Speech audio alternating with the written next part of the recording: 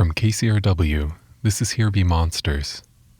Now this is our first audio-video episode, and who knows, maybe it's our last. But you can listen to the audio version of this on our podcast feed, or you can watch the video version on our website, HBM099.com. You can choose either, or you can choose both. The choice is yours, but enjoy the show.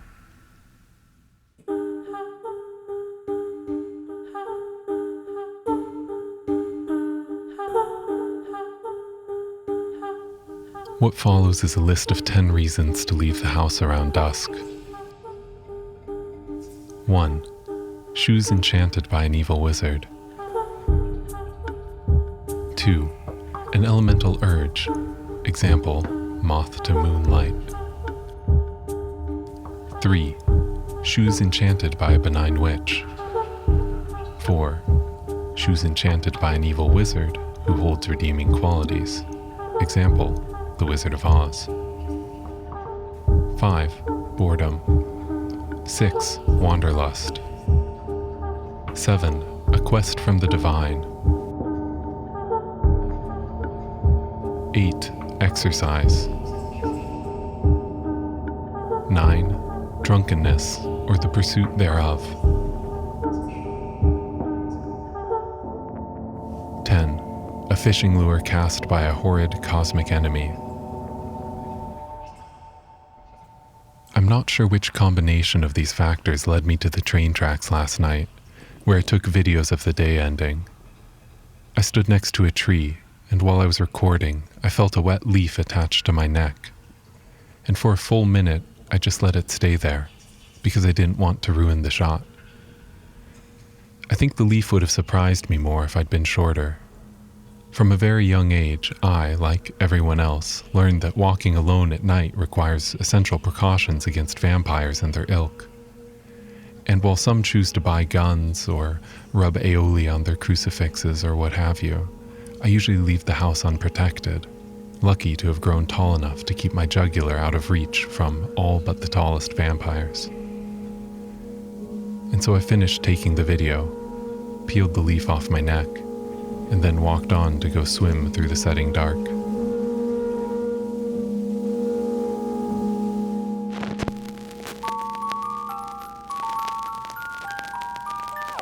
Here Be Monsters, the podcast about the two opposite edges of the universe. The podcast about the unknown.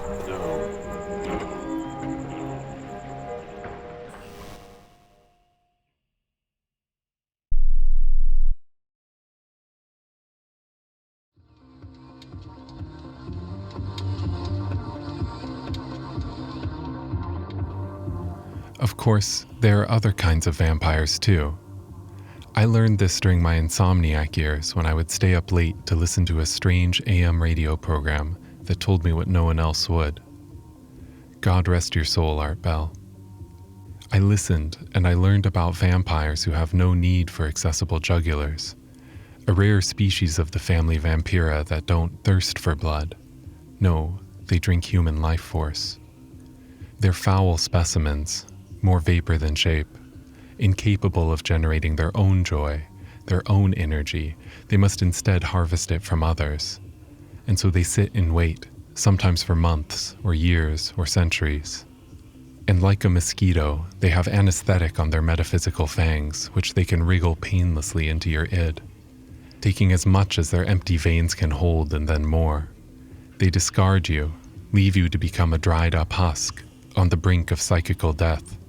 And then they move on to their next victim, drunk on a surge of energy, then more human husks, then more drunkenness, then another 100 years of sleep. Or so I've heard.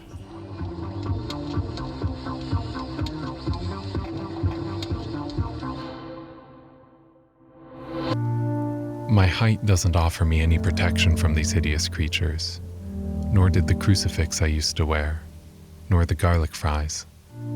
So I've dedicated the last 12 years of my life to uncovering the strange proclivities of astral energy vampirism, and I've found ways to exploit those proclivities as weaknesses. Right now we are in a crisis of astral energy vampirism, and yet no one is talking about it.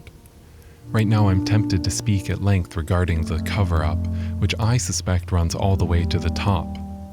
But I try to keep this feed from becoming blatantly partisan. So for now, we'll just stick to the verifiable facts.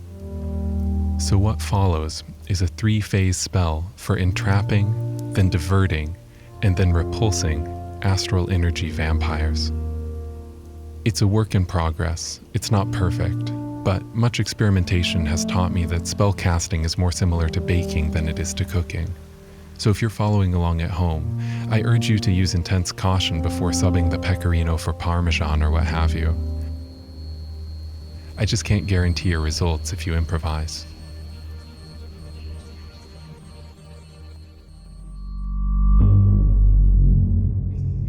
Phase 1, Attraction.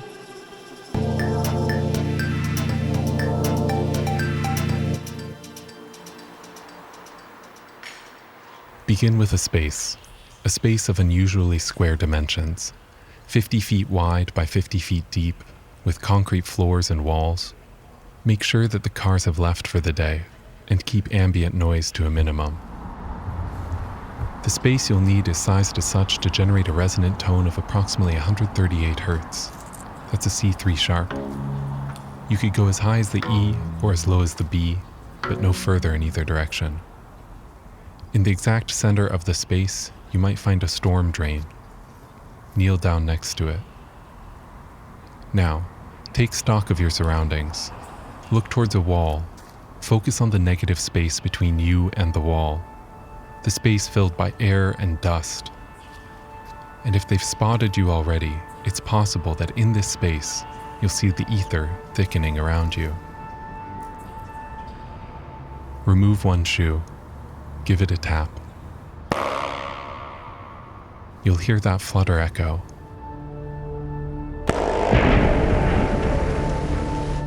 That's the sound of a time portal opening. And Narcissus weeping for the sound of lost love. And possibly an angel, and possibly the dead. But mostly the repugnant beasts of the astral plane. The ether ought to be thick by now. We've announced our presence and set the table. Now it's time to move quickly.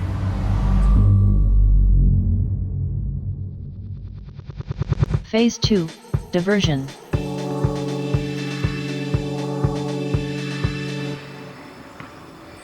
At this point, it's imperative to add some personal mementos to the spell. I recommend vacation videos shot when you were an age that you now consider young. I think this works because wistfulness and melancholy are irresistible baits for these wretched vampires. Feelings of nostalgia generate a split in your timeline, which they will chase fruitlessly, reeling through the multiverse in search of a pristine past that likely never existed. Add now some videos shot before you were born. You get out of here. Hey, have you ever seen me dive off? No, And some videos with people that you've never met. Now that's the sound on it too, right? Right. And if you must, you can add a few seconds of stock footage. The ether ought to be clearing by now.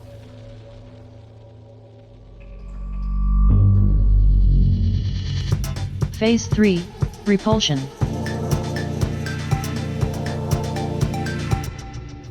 Being deathless creatures, any attack would be fruitless and foolhardy. So instead, with these corrupt parasites lost in the past, we must now seal off the time portal we created back in Phase 1. And we must also disincentivize their return journey to our time code. So fill your bathtub with blood, whatever kind you have on hand. Cold works best. Purchase or borrow a tactile transducer and attach it to the outside of the bathtub.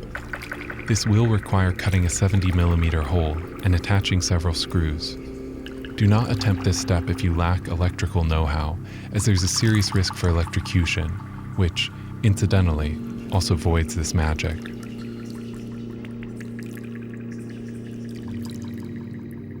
It's worth mentioning that the transducer that you purchase does not necessarily need to be of top quality, just large enough to reproduce a very intense vibration around 40 Hz. Run a sine wave through your transducer nearing maximum output. Play a nice harmony with the resonant tone from phase 1. Now, dip your body underneath and say the Pledge of Allegiance 7 times. Then visualize yourself holding the 2 opposite edges of the universe. Now fold it in half like a sheet. Now fold it again. You'll feel the time portal begin to close and your cosmic foes being locked away in the past.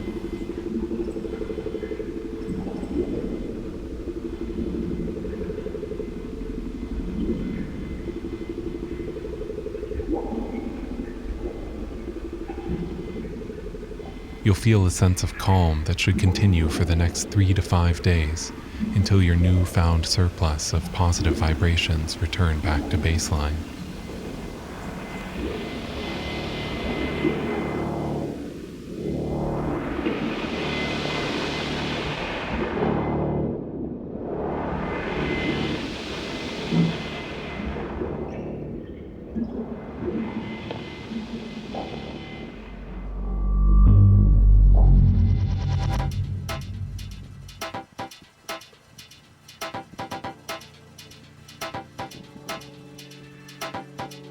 Now, as I wrote this, I thought for a moment that I should here, now at the end of the spell, give some instructions for defense if you're ever caught in a moment without your square space or your nostalgia archive or your tactile transducer.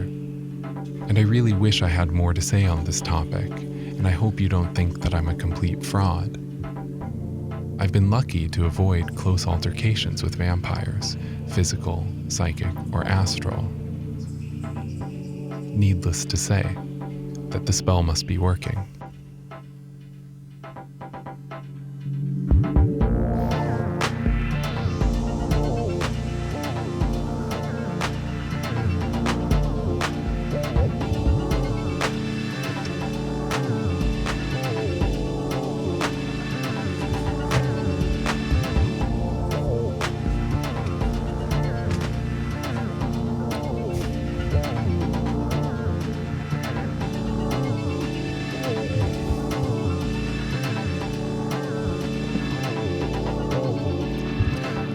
My name is Jeff Entman.